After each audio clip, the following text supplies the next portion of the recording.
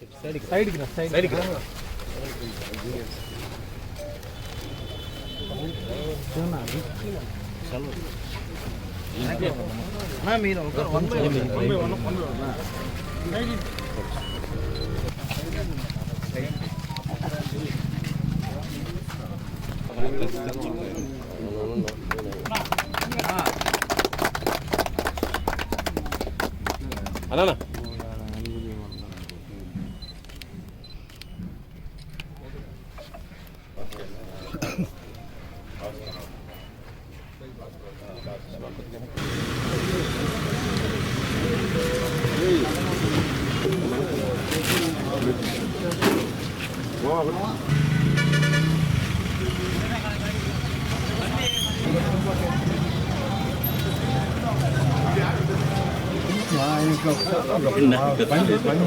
అన్నా చాలా కష్టపడి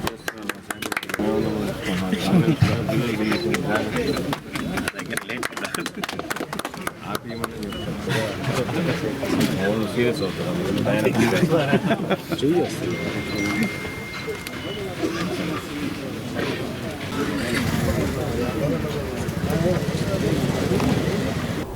నెల్లూరు రూరల్ నియోజకవర్గంలోని ఆటోనగర్ 29వ డివిజన్లో ఉన్న ఆటోనగర్లో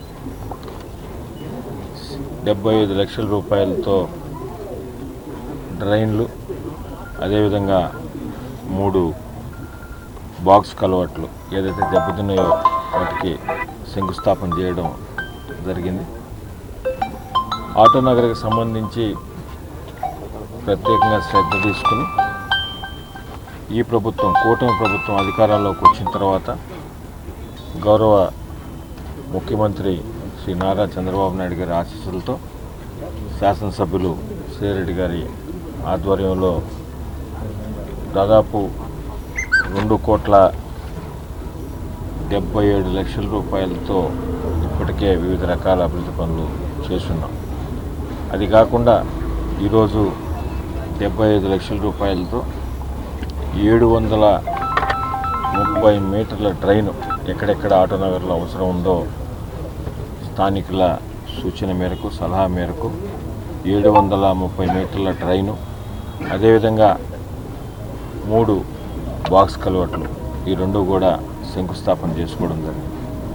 నెల్లూరు రూరల్ నియోజకవర్గంలో అభివృద్ధి అనేది నిరంతరం కూడా కొనసాగుతుంది.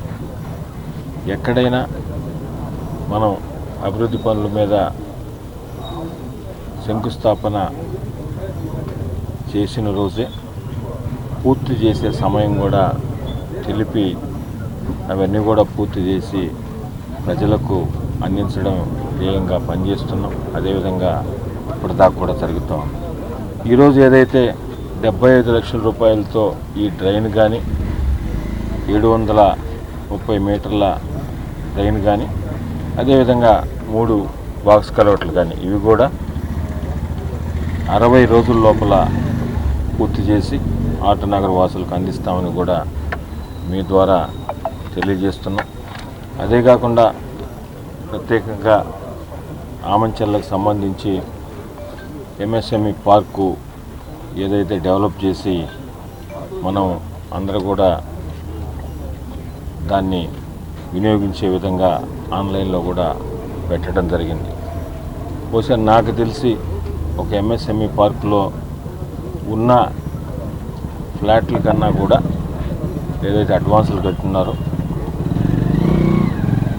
140-145 ఫ్లాట్లు ఉంటే 180 మంది ఈరోజు దాకా అడ్వాన్స్ కూడా కట్టున్నారు. చాలా డిమాండ్ ఉన్న ప్రాంతం.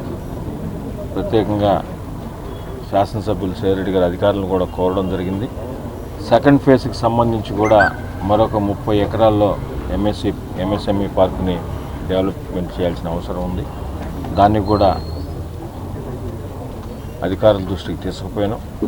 అతి త్వరలో దాన్ని కూడా డెవలప్మెంట్ చేసే కార్యక్రమం కూడా మొదలవుతుందని మీ ద్వారా ప్రజలకు తెలియజేస్తూ, అదేవిధంగా ఈ కూటమి ప్రభుత్వంలో గౌరవ ముఖ్యమంత్రి నారా చంద్రబాబు నాయుడు గారు కానీ, అదేవిధంగా డిప్యూటీ సీఎం పవన్ కళ్యాణ్ గారు, యువనేత నారా లోకేష్ గారి ఆధ్వర్యంలో ఈ ప్రభుత్వంలో ఒక పక్కన సంక్షేమం ఏదైతే మాట ఇచ్చారో ఆ మాట ప్రకారం సంక్షేమ పథకాలన్నీ కూడా అందిస్తున్నాం. అదేవిధంగా అభివృద్ధి పరంగా నెల్లూరు రూరల్ నియోజకవర్గంలో ఎంత స్పీడ్గా జరుగుతుందో కూడా ప్రజలతో పాటు మీడియా మిత్రులకు కూడా మీ అందరికి కూడా తెలుసు.